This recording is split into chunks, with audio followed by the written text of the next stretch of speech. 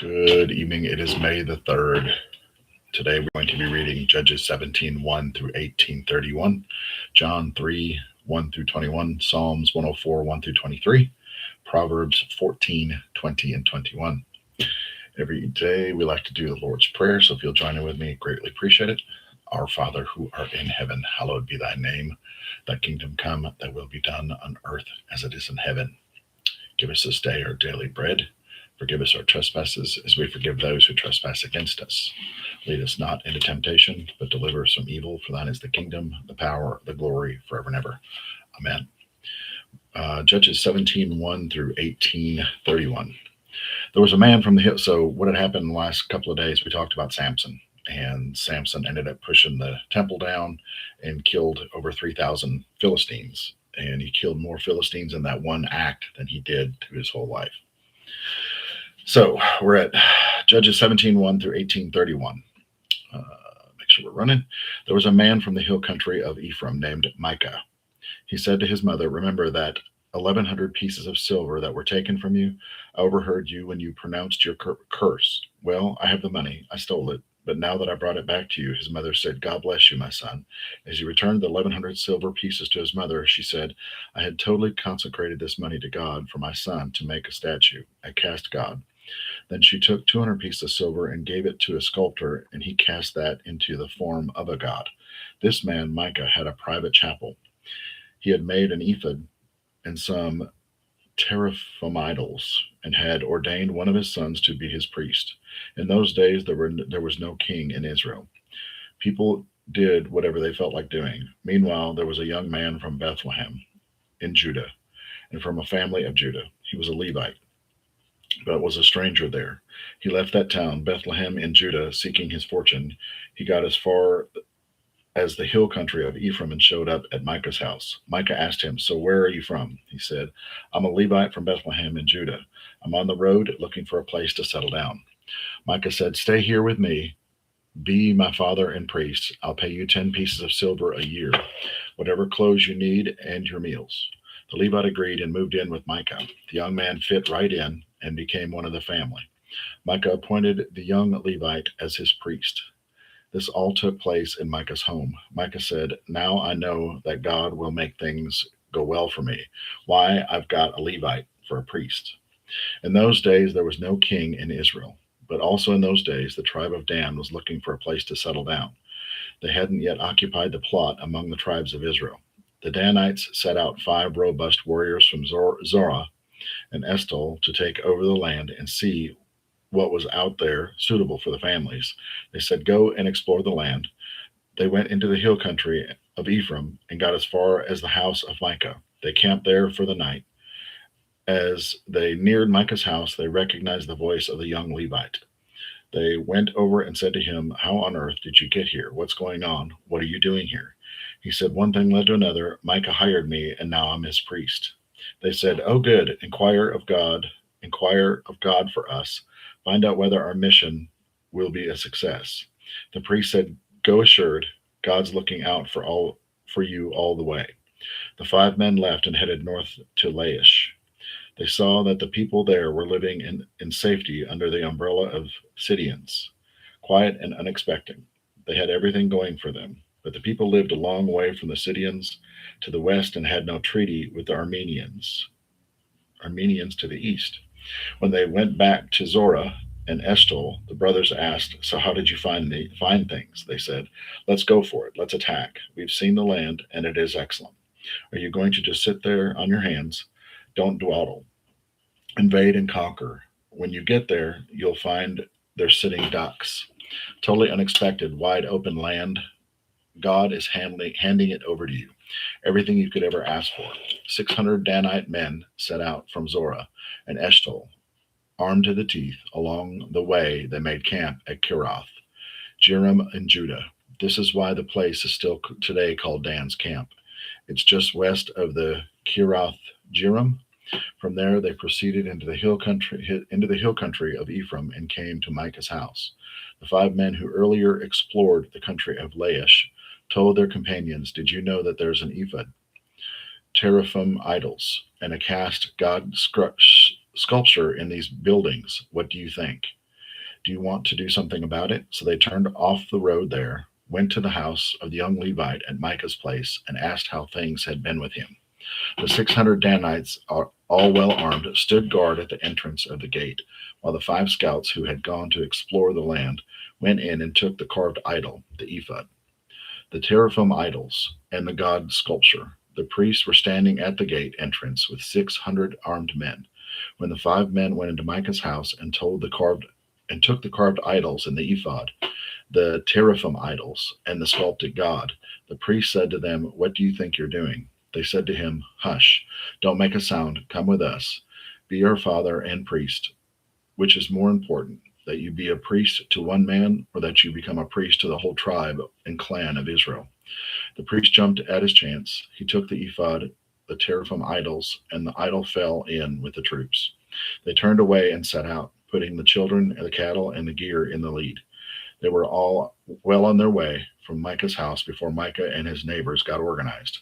But they soon overtook the Danites. They shouted at them. The Danites turned around and said, "So what's all the noise about?" Micah said, "You took my God and one I made, and you took my priest, and you marched off. What do I have left? How can you now say, what's the matter?"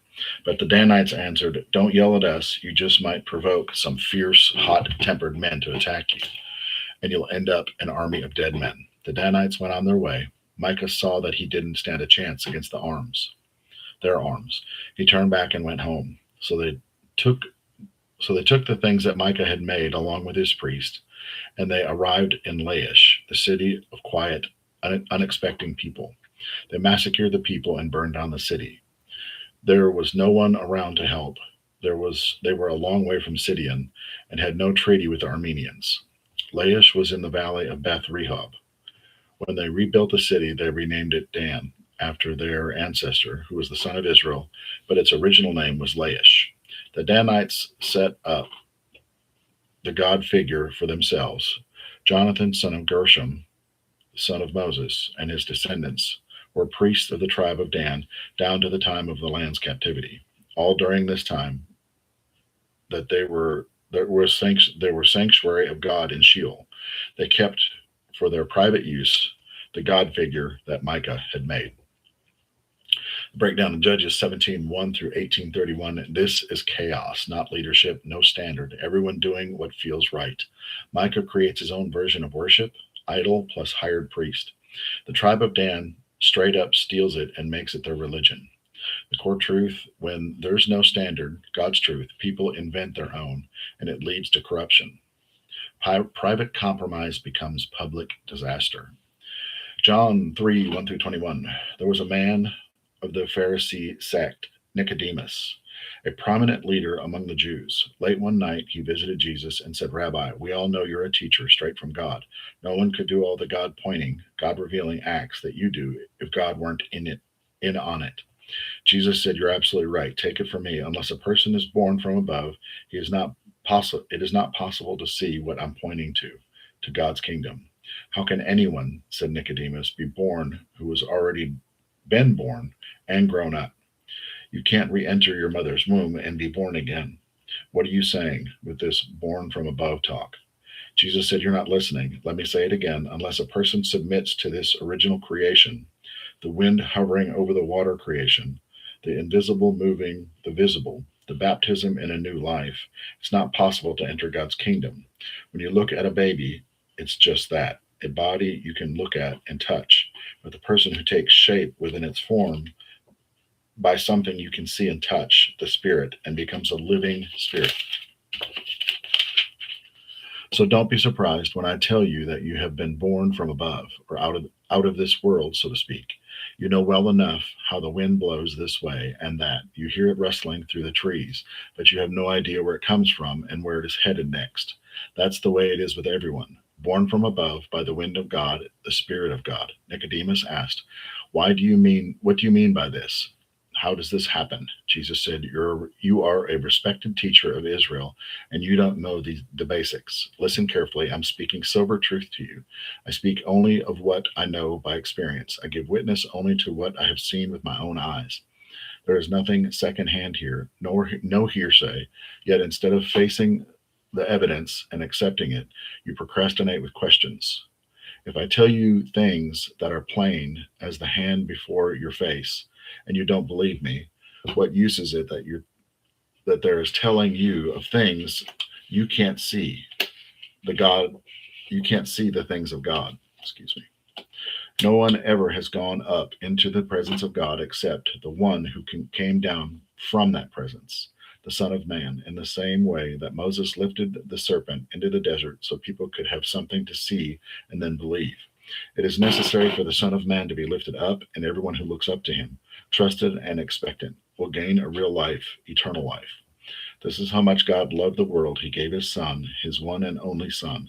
And this is why, so that no one need be destroyed. By believing in him, anyone can have a whole and lasting life. God didn't go through all the trouble of sending his Son merely to point an accusing finger, telling the world how bad it is. He came to help to put the world right again. Anyone who trusts in him is acquitted. Anyone who refuses to trust him has long since been under the death sentence without knowing it. And why? Because of the person's failure to believe in one of a kind Son of God who introduced to him. When introduced to him, excuse me. This is the crisis we're in. God light streamed into the world, but men and women everywhere ran from the darkness. They went from the darkness because they were not really interested in pleasing God.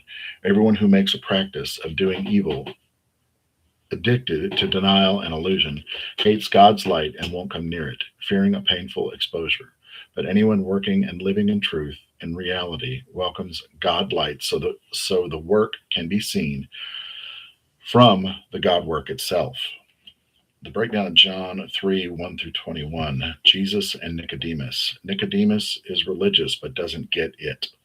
Jesus hits him with, "You must be born again." This isn't behavioral modification, it's transformation. Then the knockout, excuse me. God loved the world so much he gave Jesus. Light versus darkness. People reject truth because they love sin. Ouch. People reject the truth because they love sin. That stings. Those who want truth step into the light. The core truth, you don't clean yourself up to get to God. You get transformed by him. Psalms 104, 1 through 23. Oh, my soul, bless God. God, my God, how great thou you are. Beautifully, gloriously robbed, dressed up in sunshine, and all heaven stretched out for your tent. You built your place on the ocean deeps, made a chariot out of the clouds, and took off a wind wings. You commandeered winds as messengers, appointed fire and flame as ambassadors. You set earth on a firm foundation so that nothing can shake it ever. You blanketed earth with ocean, covered the mountains with deep water. Then you roared with the water, ran away. Your thunder crash put it to flight. Mountains pushed up valleys, spread out in the places you assigned them. You set boundaries between earth and sea. Never again will earth be flooded. You started the springs and rivers, sent them flowing among the hills. All the wild animals now drink their fill. Wild donkeys quench their thirst along the river banks, and birds build nests. Ravens make their voices heard. You water the mountains from your heavenly reservoirs. Earth is supplied with plenty of water.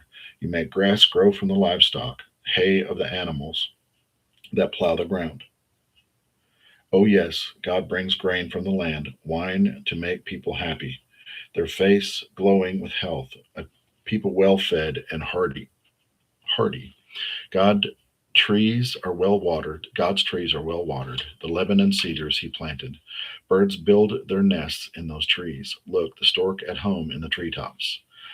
Mountain goats climb above the cliffs. Badgers burrow among the rocks. The moon keeps track of the seasons. The sun is in charge of each day. When it's dark, the night takes over. All the forest creatures come out. The young lions roar for their prey, clamoring to God for their supper. When the sun comes up, they vanish, lazily stretched out in their dens. Meanwhile, men and women go out to work, busy at their jobs until evening. The breakdown of Psalms 104, 1 through 23 is this is a power praise psalm. David is basically saying, look at creation. God is running all of it. From oceans to animals to sunrise, everything operates under God's design and timing. The core truth: God isn't distant, He's actively sustaining everything, including you. Proverbs 14:20 and 21. An unlucky loser is shunned by all, but everyone loves a winner. It's criminal to ignore a neighbor in need, but compassion for the poor, what a blessing. Breakdown of Proverbs 14:20 and 21. Real talk about people and status. The poor get ignored, the rich get attention, but God flips it. Kindness to the poor equals righteousness. Despising people equals sin. The core truth is how you treat people, especially those who can't benefit you, reveals your character. Going to read that again for people in the back. How you treat people, especially those who can't benefit you, reveal your character. No one told you today, I love you. I appreciate you. Tomorrow will be May the 4th. So may the 4th be with you. Appreciate you. I love you. I love you. I love you. We'll see you tomorrow. And have a great start to the week, Josh. Thank you, buddy. I appreciate you jumping on. You have a blessed night. And may the 4th be with you tomorrow. Have a good day, buddy. Talk to you soon.